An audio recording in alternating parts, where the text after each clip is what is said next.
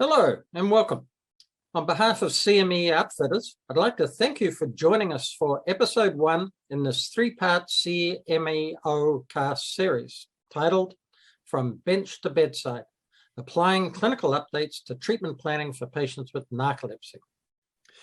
Today's episode is titled Addressing the Burden of Narcolepsy, Residual Symptoms and Nothing to Snooze On.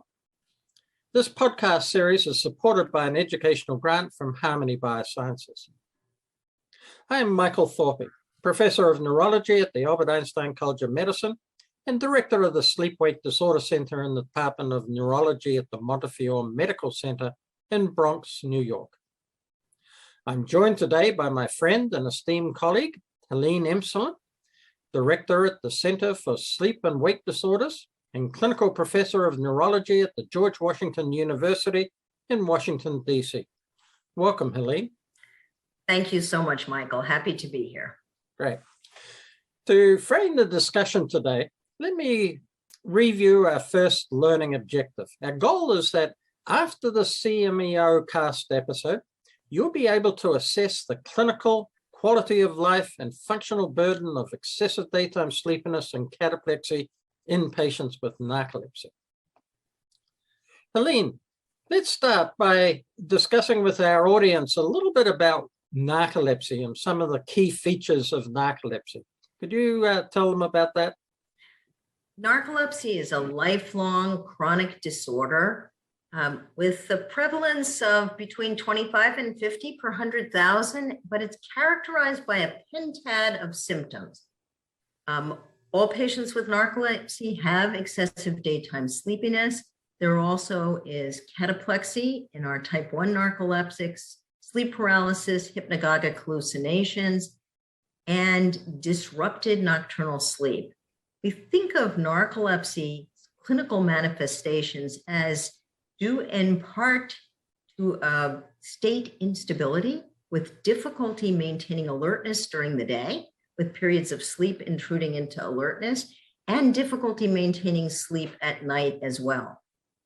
In narcolepsy, there's also REM dysregulation, and the elements of rapid eye movement sleep aren't always captured within sleep and within REM. So, for instance, sleep paralysis that's seen in narcolepsy is an awakening, but the paralysis of REM sleep persists into wakefulness, and patients are in an ambiguous state during that time.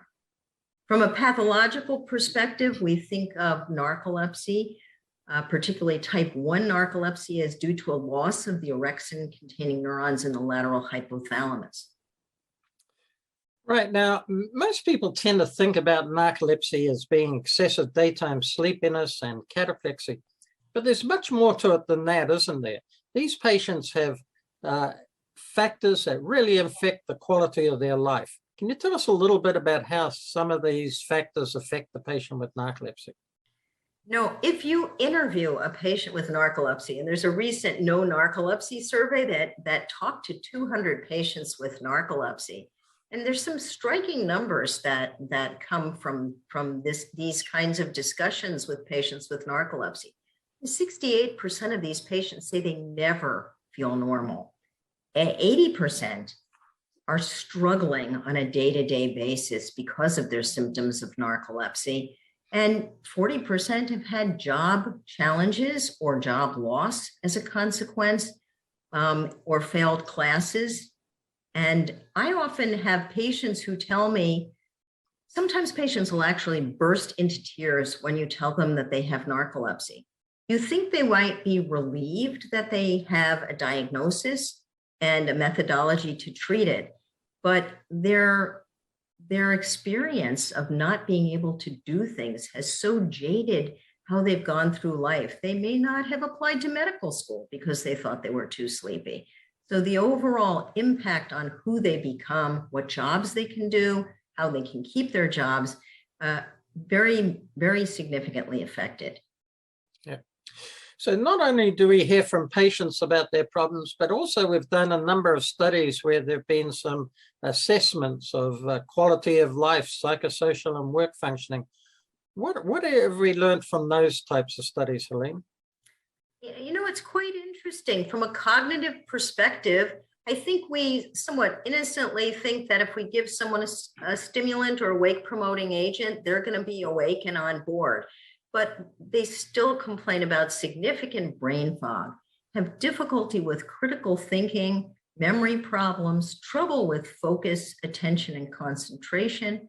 And in the social sphere, major problems with relationships. I mean, there's a higher divorce rate among patients with narcolepsy. It's harder to get through life, and the overall impaired quality of life. And of course, patients need to work, and narcolepsy greatly can influence their work ability. So there have been some surveys that have looked at quality of work and presenteeism and absenteeism. What have we found from those studies, Helene, about how narcolepsy can affect their working life? Huge impact on work life in general. High rate of absenteeism at 15% in a recent study that was done with a large number of patients. But even more important is this concept of presenteeism, that the patient with narcolepsy is there, they get to work, but they're not cognitively fully on board, and they worry nonstop that people can tell that they're sleepy and they're not really focused on what they're doing. So they're worried, and they're less likely to get promoted, less likely to get that new job and other position, because sometimes people do notice and do realize that their presenteeism problem is major. And this affects more than 60% of patients who are employed with narcolepsy, not to mention the 25% or so who are not employed to start with. Right.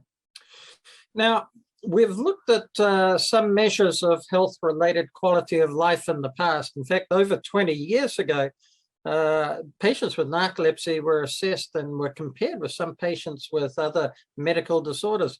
Can you tell us what we found back then in terms of comparison with other conditions in terms of severity of quality of life? There were rather striking findings from back in 1999 when the first large major multi-center trial was done, studying a medication for narcolepsy, and over 400 patients were studied. And if you look at the main areas of quality of life in the SF-36, the main domains, they function very similarly to a patient with Parkinson's disease. I was stunned by the data. I mean, you can see the impairment in a patient with Parkinson's, yet our narcolepsy patients on a day-to-day basis have huge problems with physical role limitations, vitality, their emotional well-being, and were quite impaired, worse than patients with migraine, for instance, or epilepsy, somewhat surprisingly, although all the diseases fall below normal. Now, there was recently a new analysis, a meta-analysis of health-related quality of life, and they looked at quality of life compared with the general population, and they also looked at a number of other medical disorders as well. Can you tell us a little bit about those studies? What did they find, Helene? This was a huge meta-analysis looking at thousands of patients, and narcolepsy patients fall below the norm for the general population, whether you look at the population in the US or the UK or Norway or France. In each of these domains, the patient with narcolepsy falls below the normal range. And then when you look specifically at disease processes using that same methodology, the patient with narcolepsy, if you leave out the physical functioning issues that patients with multiple sclerosis have, are as impaired as patients with multiple sclerosis, and not as impaired as patients with diabetes and hypertension, for instance. Now, we know that there is more than one type of narcolepsy, and we'll come to discuss that in a few minutes, the different diagnostic criteria for the different types of narcolepsy. But there's a type 1 in which they have the cataplexy, and there's a type 2 where they don't have cataplexy, but just have the sleepiness and the other abnormal REM phenomena of narcolepsy. What do we know about the differences? Are there differences in health-related challenges associated with narcolepsy, depending upon if they have type 1 or type 2? Actually, very little. The patients with type 1 may score minimally worse than a patient with type 2, but in a lot of areas, not statistically significantly differently. So the distinction between type 1 and type 2 is something that we focus on as neurologists and sleep specialists.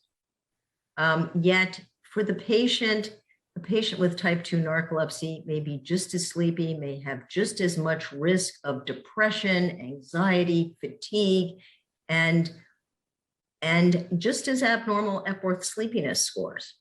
Yeah.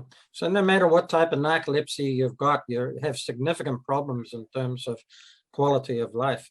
Well, thank you, Helene. We have a better understanding about the profound impact of narcolepsy on quality of life, as well as on psychosocial and work functioning.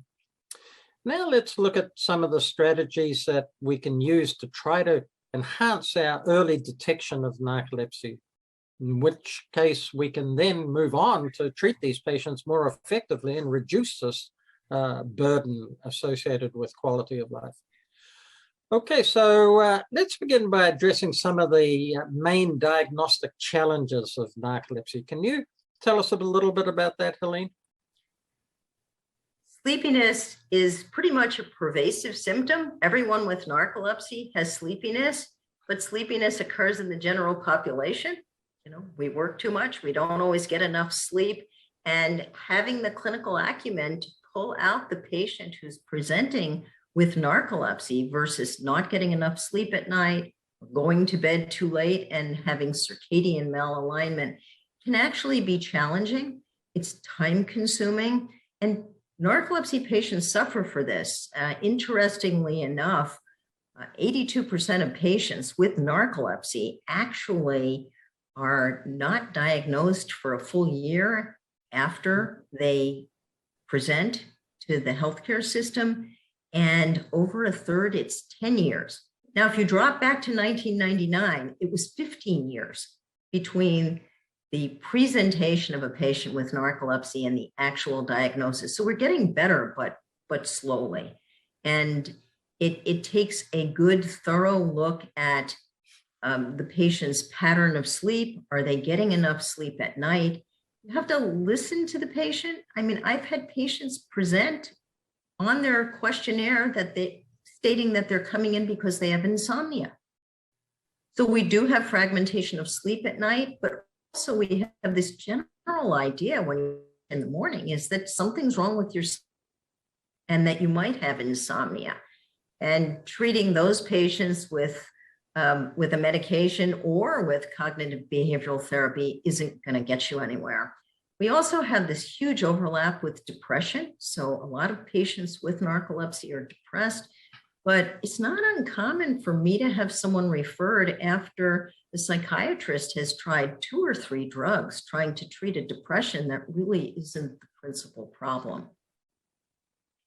So a number of these patients do have other comorbidities, don't they? And they can include things, not only the psychiatric disorders like depression and anxiety, but also obstructive sleep apnea syndrome. And often this can lead to misdiagnoses. Can you tell us about the misdiagnoses that are common in patients with narcolepsy? There are quite a few misdiagnoses that occur in narcolepsy, as we just spoke about. Depression, anxiety. Patients who are sleepy are sometimes quite anxious, and they may get diagnosed with anxiety disorders. We have a huge symptomatic overlap between ADD and narcolepsy. So cardinal symptoms of attention deficit disorder are difficulty with focus, attention, and concentration. And patients who are sleepy have major deficits in focus, attention, and concentration. I've actually been known to say you can't make a solid diagnosis of ADD in someone who's sleepy, and that sleepiness has to be sorted out first before you can go there. There's also, as you mentioned, a higher rate of apnea in patients with narcolepsy, and bipolar disorder and insomnia can be other areas where you're confounded. And the age of onset is in the teenage years and the 20s.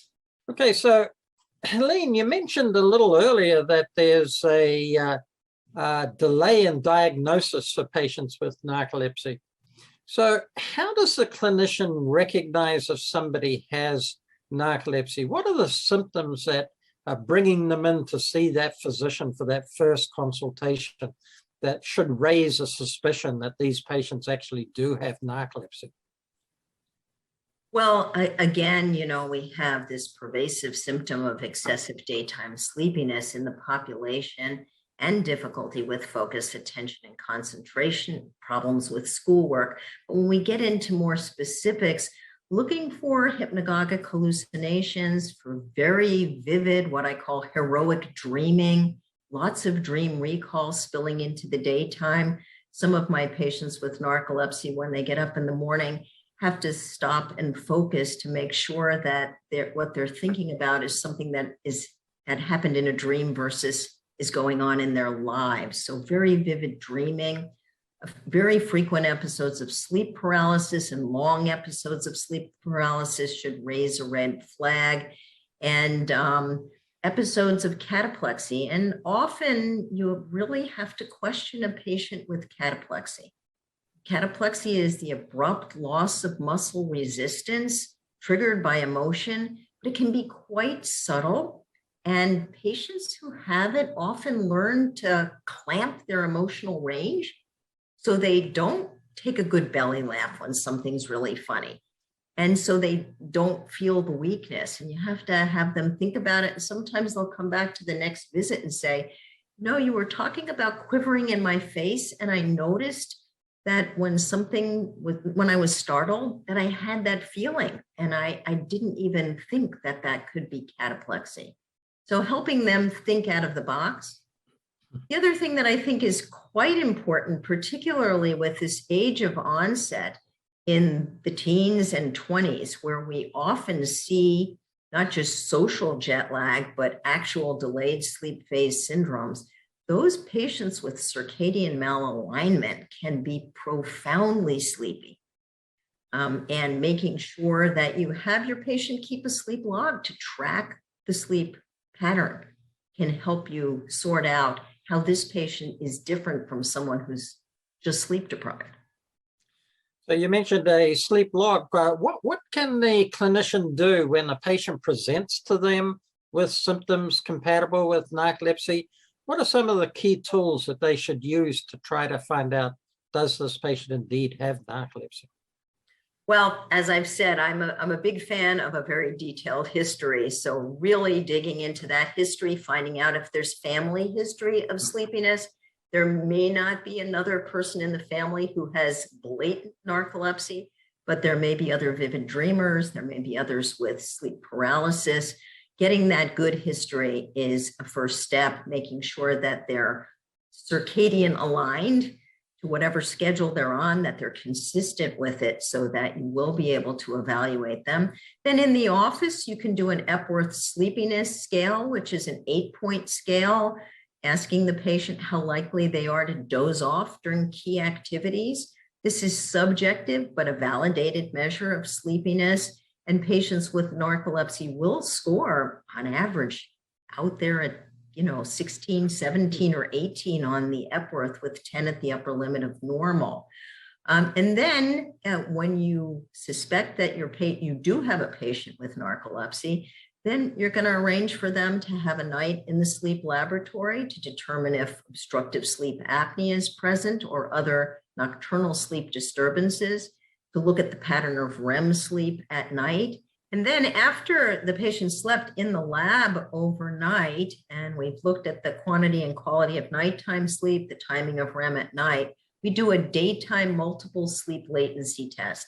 Patient is given 5 opportunities lasting 20 minutes each to take a nap. These are done at 2-hour intervals to encompass a measurement of alertness throughout the daytime hours. Very important that the patient comes to the table circadian aligned and well rested. And we measure the time it takes them from lights out on each nap to fall asleep. And then we measure whether or not REM sleep intrudes into those naps. And we use those findings as part of the criterion to make a diagnosis of narcolepsy. Okay, so you mentioned the symptoms of narcolepsy as well as the sleep test. How do we put these things together in the diagnostic criteria to make a diagnosis of, say, type 1 narcolepsy and type 2? What are the main elements for the diagnostic criteria of narcolepsy? The main elements for both type 1 and type 2 narcolepsy is the presence for at least 3 months of the irrepressible need to sleep or sleepiness or to nap over a 3-month period of time. And then in type 1 narcolepsy, we're looking for the presence of cataplexy, which is this loss of muscle resistance triggered by emotion, and findings on a daytime nap study with an average time to fall asleep across the naps of less than or equal to 8 minutes, and the intrusion of REM sleep either into 2 of the naps during the day or early REM occurring within the first 15 minutes of the night on the overnight study, and 1 REM intrusion. Now, the type 1 narcolepsy criterion also includes the option of doing a spinal fluid analysis to look at hypocretin levels. Hypocretin is synonymous with orexin, and these are the neurons that are lost and not present in patients with type 1 narcolepsy. So occasionally, I think it's done more frequently in Europe than it is here. Getting one of my patients to agree to a spinal tap is almost impossible. So those are the criterion for type 1 narcolepsy. And in type 2 narcolepsy, we don't have cataplexy. We have the same irrepressible need to sleep. The numbers that need to be seen on the NAP study are similar. We want to see an average time to fall asleep of less than or equal to 8 minutes. And again, REM intrusion either into 2 naps or an early REM at night and 1 nap during the day, but there's no cataplexy. And if there's a spinal tap, then the hypocretin levels would be closer to normal and not barely detectable. And it's important, particularly in type 1 narcolepsy, but I believe personally that it's important in both to rule out other potential causes for the daytime sleepiness.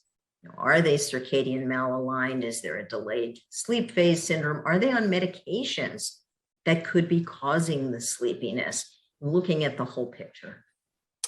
Very good. Now, these are really interesting times, of course, because of the pandemic we've all been going through.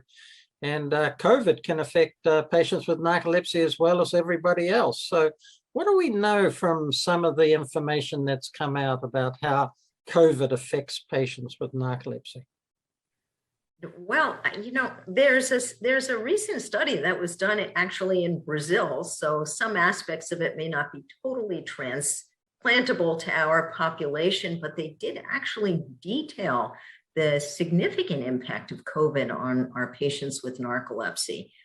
Scheduled naps were used much more frequently than they are in the normal scenario. Scheduled naps occurred at a rate of 61% of patients taking scheduled naps. By the same token, there were more awakenings at night. Now, I don't know whether that's just the state of affairs in our world right now, or whether that has to do with the worsening of that underlying pathophysiology of narcolepsy that includes fragmented sleep at night. And there was more sleepiness, and there were more of the associated findings. There was more cataplexy, more sleep paralysis, more symptoms, and more patients were using stimulants, according to the Brazilian study.